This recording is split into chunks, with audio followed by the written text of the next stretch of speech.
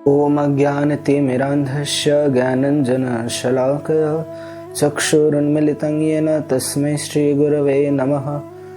वाञ्छाकल्पतरुभ्यश्च कृपासिन्धुभ्यैव च पतितानां पावनेभ्यो वैष्णवेभ्यो नमो नमः। श्रीकृष्ण चैतन्य प्रभु नित्यानंद श्री अद्वैत गदाधर शिवासादि श्री गौर भक्तवृंद। हरे कृष्ण कृष्ण कृष्ण हरे हरे, हरे राम राम राम हरे हरे। हरे कृष्ण। अग्रहायण मास है। अग्रहायण मास की शुक्ल पक्ष की एकादशी तिथि है और इस एकादशी का नाम है मोक्षदा एकादशी। महाराज युधिष्ठिर यहाँ प्रश्न करते हैं कि प्रभु, ये जो अग्रहायण मास की शुक्ल पक्ष की एकादशी है, इसका नाम मोक्षदा क्यों पड़ा और इसको पालन करने की विधि क्या है? तो भगवान श्री कृष्ण आज युधिष्ठिर की इस प्रश्न से बहुत प्रसन्न हुए और कहते हैं कि महाराज, हम आपको इसकी महिमा सुनाते हैं। भगवान कहते हैं कि यह एकादशी बड़ी ही पुण्य प्रदायिनी है, समस्त पाप को नष्ट कर देती है और करने वाले का जो पितृगण है, उनके जो पूर्वज हैं, जो कि आज अधो योनि को प्राप्त कर गए हैं, उनको भी यह उत्तम गति प्रदान करती है। और इस एकादशी के भगवान साक्षात श्री दामोदर जी हैं। तुलसी मंजरी धूप दीप इत्यादि से उनकी पूजा करने की विधि है और समस्त एकादशी की तरह इसमें भी रात्रि जागरण, भगवान की लीला कथा श्रवण, कीर्तन, भागवत पाठ आदि नियमों को करने का विधान है। यह एकादशी की जो महिमा है, भगवान कहते हैं कि इससे जिस संख्या में पुण्य लाभ होता है उस संख्या को मैं भी नहीं जानता, अर्थात इतने विशेष भाव में इसकी महिमा है। तो भगवान कहते हैं कि मनोरम चंपक नाम का एक नगर था जिसमें बैखानस नाम के एक महाराज रहते थे और वे जो राजा थे उनका राज्य पूरे धन्य धान्य से संपन्न, चारों तरफ खुशहाली थी। उस राजा से उनकी प्रजा भी बड़ी संतुष्ट थी, सभी समृद्धिशाली बड़े प्रसन्नता से अपने जीवन को व्यतीत करते थे। राजा के दरबार में भी आज किसी का भी अभाव नहीं था, बड़ी खुशी से रह रहे थे। पर एक दिन क्या हुआ कि रात्रि में जब राजा सो गए तो स्वप्न में उनके पिता ने दर्शन दिया और पिता कहते हैं कि पुत्र, हमारी रक्षा करो, हम बड़े संकट में हैं, हमारी रक्षा करो। और कहकर पिता चल गए।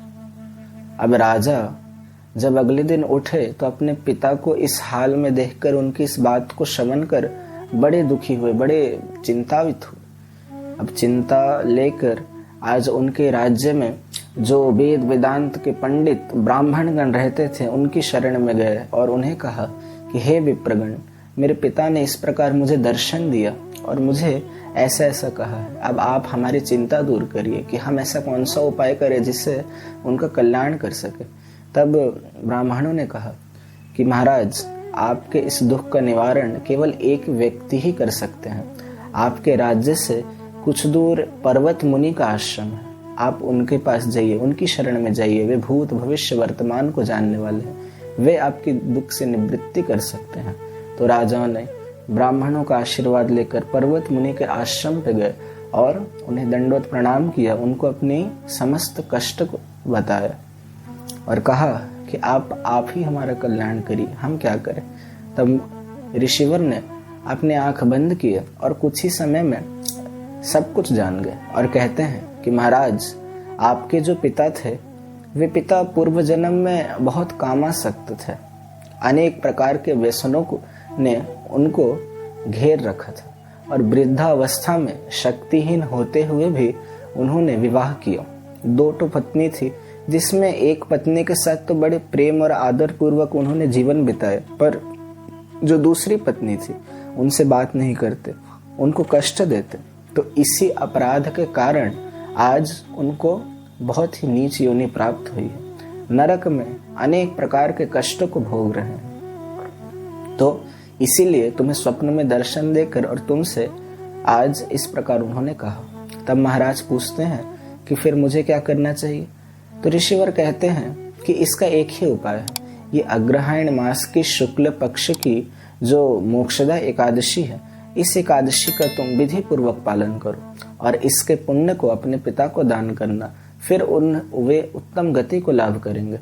तो आज ब्राह्मण की आज्ञा पाकर महाराज ने अपनी स्त्री पुत्र सहित विधि पूर्वक इस एकादशी का पालन किया और इस एकादशी के पुण्य फल को अपने पिता को प्रदान किया। और उसी समय आज आकाश से पुष्प वृष्टि होने लगी। पिता प्रकट हुए और कहते हैं कि हे पुत्र, तुम्हारा मंगल हो। और पिता ने नरक से मुक्ति प्राप्त कर स्वर्ग में वास किया और उत्तम गति को प्राप्त किया। तो यही इस एकादशी की महिमा है। अरे एकादशी की महिमा तो जितना कहा जाए उतना ही कम है। बोले कि केवल मात्र ये मुक्ति नहीं, बल्कि भगवान श्री कृष्ण के चरणों को प्रदान करने वाली है। ऐसी महिमा है इस एकादशी की, समस्त पाप को नष्ट कर देती है। और इस एकादशी का बोले पूरे फल को नहीं, बल्कि अगर बिंदु मात्र फल भी अगर इसे अपने पितरों को दान किया जाए, तो अगर कोई भी पितृगण अगर नरक में है, नरक को भोग कर रहे हैं या किसी अधोयोनि को प्राप्त कर गए हैं, तो उनसे वह बिंदु मात्र फल ही उनका कल्याण कर देता है। ऐसी महिमा है इस एकादशी की। बोलते हैं कि इसके जो महिमा है, इसको श्रवण करने मात्र से ही वाजपेय यज्ञ का फल प्राप्त होता है।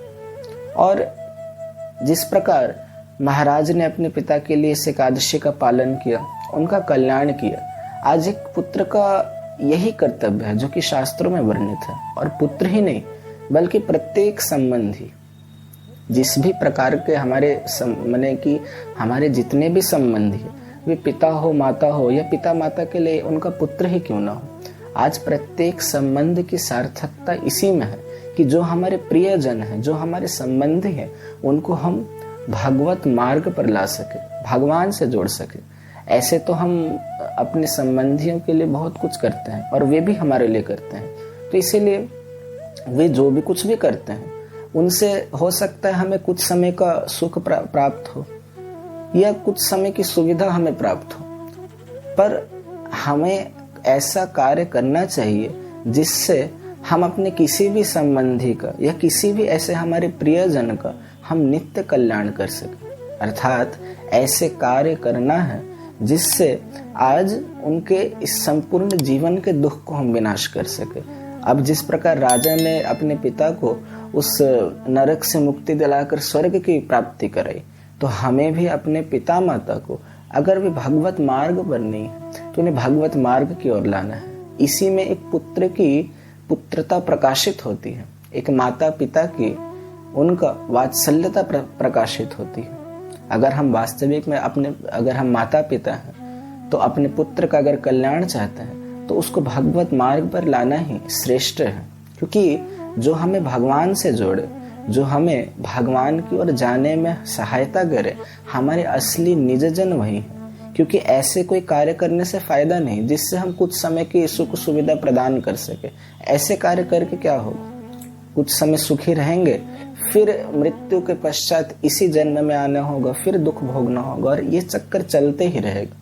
तो हमें ऐसा मार्ग दिखाना है, हमें ऐसे मार्ग से उनको जोड़ना है और खुद भी जोड़ना है जिससे हमारा नित्य कल्याण हो सके, जिससे इस जन्म मरण के चक्कर से ही मुक्ति हमें हमेशा के लिए हम प्राप्त करवा सके। अगर यह हम कर सकते हैं तो हमारे संबंध की सार्थकता तभी है। सेई से परम बंधु सेई माता पिता श्री कृष्ण चरणे जय प्रेम भक्ति दाता। जो भगवान श्री कृष्ण के चरणों तक पहुंचने में हमें सहायता कर सकते, वही हमारे परम बंधु हैं। तब निजजन परम बांधव, कि हे प्रभु, आपके जो निजजन हैं, हमारे असली संबंधी, असली बंधु तो वही है जो आपके निकट में वास करते हैं और आपके और हमें भी लेके जाते हैं।